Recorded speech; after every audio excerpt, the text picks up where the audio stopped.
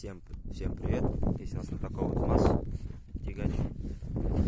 Ехали мы, и нас в двигателе что-то застучало.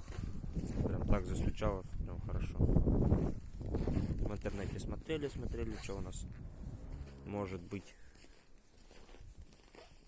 И все-таки. А вот что у нас случилось.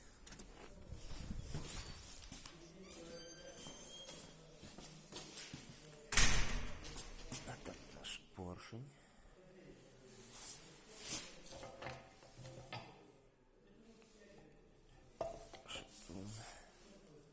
Две штанги погнуло. Гильза. Вот так вот.